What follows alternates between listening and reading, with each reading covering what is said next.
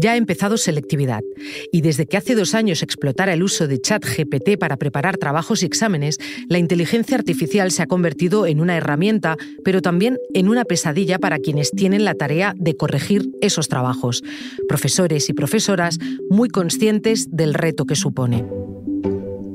Soy Silvia Cruz La Peña. Hoy en El País, adiós al rincón del vago. ¿Qué significa copiar en tiempos de inteligencia artificial?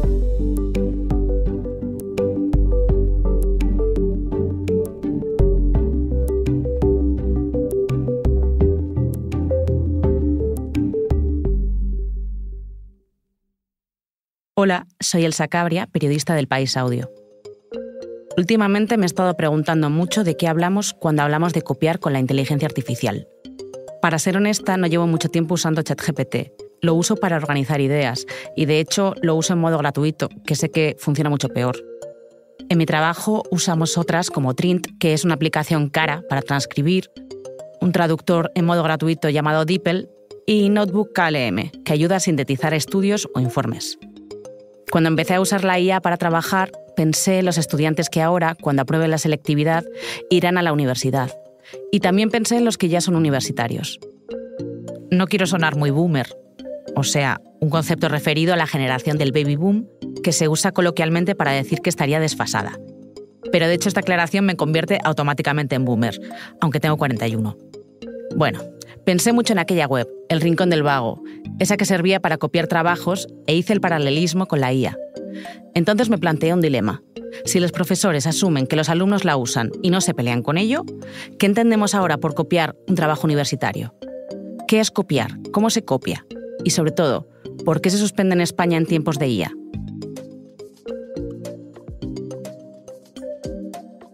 Primero pregunté a ChatGPT si los profesores saben detectar cuando un alumno copia. Y la aplicación me dijo que muchos sí, pero no todos. Así que hablé con 6 profesores de 5 universidades públicas españolas para saber cómo abordaban el uso de la IA a la hora de pedir trabajos y, sobre todo, para corregir. Les voy presentando. 2 eran de la Universidad Miguel Hernández, de Elche. 1, de aplicación de Big Data al periodismo. Bueno, pues yo soy Félix Arias, soy Otro, de Estadística Empresarial y director del grado en Ciencia Empresarial e Inteligencia Artificial. Soy Juan Aparicio. También un catedrático de Derecho Procesal y vicerrector de la Universidad de Salamanca. Mi nombre es Federico Buenademata. Además, una profesora de Humanidades de la Universidad Carlos III de Madrid. Soy Elena Galán Fajardo, profesora. El director de Economía Aplicada de la Universidad de Santiago. Me llamo Edelmiro López Iglesias. Y una profesora sustituta de Ética y Filosofía de la Autónoma de Madrid. Mi nombre es Nantu Arroyo García, soy profesora. A todos les hice la misma pregunta. ¿Qué significa copiar en tiempos de IA? Para mí, copiar en tiempos de IA es mentir. En el fondo, se trata de utilizarla de manera tan simple que simplemente lo que hagamos es hacerle preguntas y copiar sus resultados y además esconder que hemos utilizado inteligencia artificial. Diría que copiar hoy quiere ser algo distinto de lo que fue, es decir, uno piensa que copiando a través de la inteligencia artificial puede sacar notazas y yo sostengo que copiar sigue siendo lo mismo que fue, de manera que copiar te puede permitir aprobar un examen, pero difícilmente te puede permitir sacar nota. Buena pregunta. ¿Lo de copiar ha existido siempre? Quizás ahora pues parezca que puede ser más sencillo. Copiar en 2025 ahora consiste en tener al alcance de la mano, por ejemplo, una app en el móvil o en cualquier ordenador con conexión a Internet, pues una herramienta poderosísima que es capaz de responder medianamente bien a casi cualquier pregunta que se le realiza, una especie de oráculo de Delfos de la antigua Grecia, ¿no? Ante este potente oráculo de Delfos, como lo llama Juan Aparicio, las universidades españolas están dentro del Reglamento Europeo de Uso de la IA, y aunque no dice nada específico sobre plagio, sí exige que haya transparencia por parte del alumnado en su uso. Me pregunté si había alguna directriz estatal sobre el uso que podían hacer los alumnos de la IA en las universidades. Consulté a la Conferencia de Rectores, la CRUE, que es la institución que coordina a las universidades, y me dijeron que no existe un protocolo. Y ya. De las 5 universidades consultadas, 4 tenían una guía docente de buenas prácticas, en las que orientaban a los profesores sobre el plagio. Solo la de Santiago no tenía ninguna guía ni directriz. En su guía, la Miguel Hernández considera fraudulento o ilícito que copien y peguen literalmente. En la Carlos III sí tienen unas directrices. En esa universidad, los alumnos pueden o no usar la IA según la asignatura, o sea, según la decisión de cada profesor. Pero siempre el estudiante debe aclarar que la ha usado. La directriz dice algo revelador, y cito: «No existe en el momento actual ninguna herramienta fiable que permita detectar inequívocamente si un texto ha sido escrito por una IA». Luego confirmé que los alumnos de los 6 profesores podían usar la IA para hacer trabajos. Algunos eran grandes defensores de su uso y todos eran prácticos. No podían impedirlo, es una herramienta y está bien que la usen, aunque son críticos. Que lo que tenemos ahora es un rincón del vago súper potente, el súper rincón del vago. Quizá la diferencia entre lo que dice este profesor de estadística es que el rincón del vago nació para copiar y pegar. Entonces, les pregunté a todos para qué podían usar sus alumnos la IA. Para redactar escritos jurídicos o para presentar determinadas alegaciones en un escrito o ante un determinado conflicto.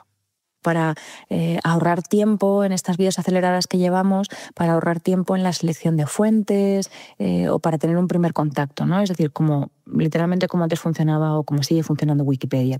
Pues desde luego te puedes hacer un resumen del contenido de las clases. Puedes pedirle que te plantee preguntas test para autoevaluarte. Pueden crear ya podcasts donde 2 voces intervienen explicando el contenido del temario. Crear esquemas gráficos de los contenidos. Pedirle a la inteligencia artificial que les explique un problema matemático, de esos que a lo mejor yo no soy capaz de explicarle o no les llega, que se lo explique de 7 formas distintas y con pasos súper sencillos. Para mejorar el resultado y para conseguir productos, contenidos que no podríamos utilizar sin inteligencia artificial. Cuentan el proceso de trabajo, las fuentes que han utilizado y les pido que detallen qué han hecho con inteligencia artificial. Pues sí, las preguntas, los prompts que le han hecho a ChatGPT. En mi caso, este año la asignatura que he impartido ha sido narrativa audiovisual y en la parte práctica hemos estado trabajando en la construcción de mundos de ficción. No han tenido ningún tipo de limitación para el uso de inteligencia artificial generativa. Todo cambia mucho según el tipo de carrera, de asignatura y sobre todo del perfil del profesor. Un prompt es una pregunta o petición que se le hace a la IA para que te dé una respuesta específica. Cuantas más preguntas, más estás entrenando a la IA, más estás alimentando al algoritmo con el que trabajas. Entrenar es un verbo deportivo extrañamente usado para este tema. Aclaro conceptos porque, aunque muchos de los oyentes sabéis a lo que me refiero, no todo el mundo usa ChatGPT. Casi todos los profesores consultados usan la IA para ciertas tareas. A veces uso la inteligencia artificial generativa pues, para rúbricas y plantillas. Es cierto que poco a poco le voy enseñando porque comete errores, pero ha mejorado bastante.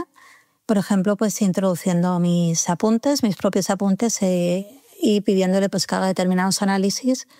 Y a partir de ahí pues voy viendo qué errores tiene y lo voy corrigiendo. Por eso, dicen, saben perfectamente detectar cuando sus alumnos la usan en modo copia y pega. Utilizan para cada párrafo una frase que suena a conclusión, como si estuvieran concluyendo siempre después de cada párrafo. Y, por ejemplo, les encantan utilizar, esto en inglés se llaman los bullet points, la lista con puntos, ¿no? Punto 1, punto 2, punto 3. Copia y pega directamente de ChatGPT, olvidando borrar pues alguna frase que el modelo responde, ¿no? Que escupe. Cosas como, no sé, por supuesto que puedo responder a tu pregunta. Aquí tienes la respuesta explicada de manera breve y concisa. 2 puntos, ¿no? Un momento, enseguida volvemos. No es lo mismo ver las noticias que ser tú quien las cuenta. Tampoco es lo mismo leer una exclusiva que ser quien la consigue. Por eso, el máster de periodismo de El País te enseña el periodismo ejerciéndolo. Fórmate con periodistas en activo en las instalaciones de El País o la cadena SER. Apúntate en la primera convocatoria hasta el 2 de julio. El País.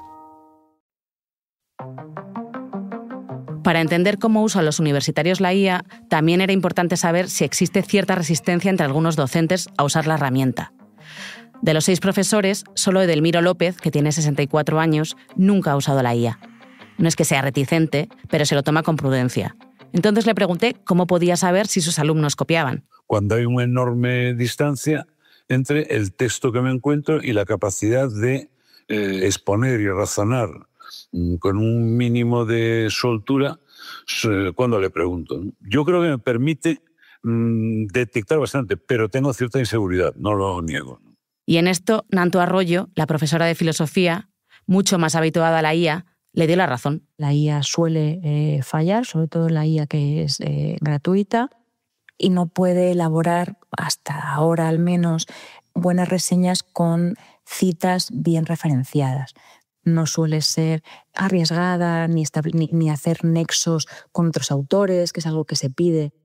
También me contaron qué no deben hacer sus alumnos. Lo que no pueden hacer es simplemente conformarse con retroalimentar la IA y que les haga el trabajo de redactar un ensayo breve, por ejemplo, o una reseña. Que no se puede mentir, no se pueden inventar información, no pueden falsear y no pueden trabajar con documentación que no existe, porque sabemos que la inteligencia artificial alucina y es capaz de hacer referencias que ni siquiera existen, ¿no? Alucinar es otro verbo reciente. Significa que la IA se inventa cosas y te las ofrece como ciertas, porque es una herramienta bastante complaciente. Y es algo que sucede cada vez más. Al no haber más que guías docentes educativas, tampoco me quedaba muy claro si un alumno sabía distinguir o si era consciente de qué significaba un plagio con la IA. Y Félix Arias me explicó el caso del periodismo. En el uso más elemental de la generación de texto, pues, lo utilizan para crear un párrafo que les pueda servir pues, para cerrar un reportaje. Les cuesta un poco más entender que eso es un uso fraudulento si se copia y se pega directamente. Porque, bueno, en el fondo sienten que ellos han sido los que han solicitado esa información, saben que es una información única y una creación que no se va a volver a repetir en inteligencia artificial por su propio diseño, y a algunos sí les cuesta un poco más entender que eso es un plagio, ¿no? De ahí, con estos grises, me pregunté por qué suspenden hoy a un alumno. Y Edelmiro López, aunque no usa la IA, sintetizó el mismo argumento que usaron sus compañeros. Y recordando un caso, fue categórico. Digamos, el motivo de la calificación en este caso era la incapacidad para razonar adecuadamente sobre algo que había escrito, ¿no? Mientras hablaba con estos profesores, me surgía una duda. ¿Les preocupaba que los alumnos, y todo el mundo en general, nos volvamos vagos, que pensemos menos? Y Félix Arias, gran defensor de la IA en el aula, compartía la duda y me propuso una solución.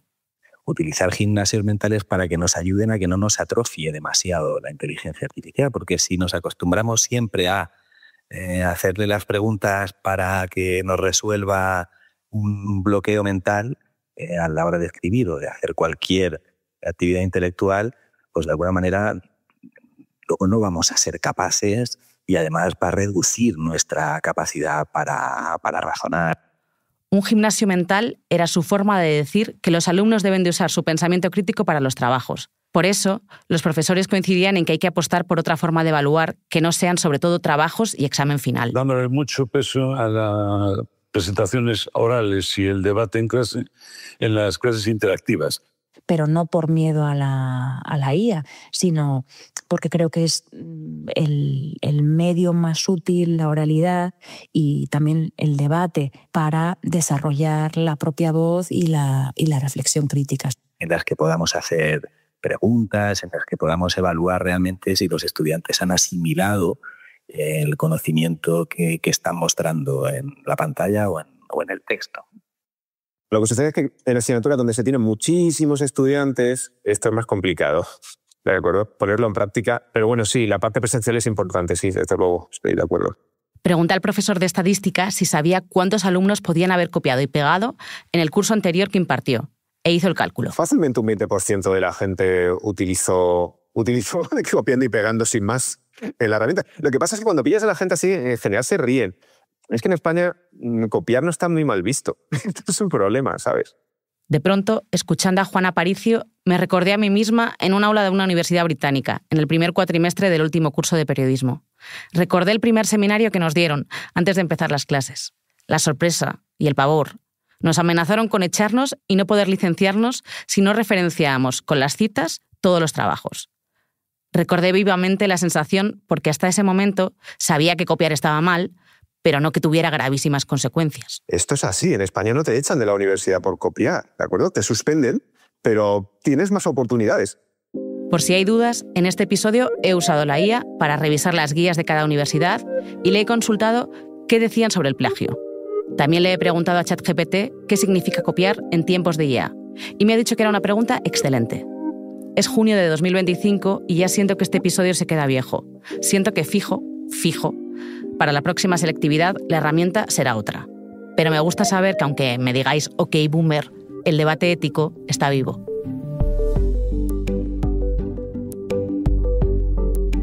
Este episodio lo ha realizado Elsa Cabria. El diseño de sonido es de Nacho Taboada. La edición de Ana Rivera.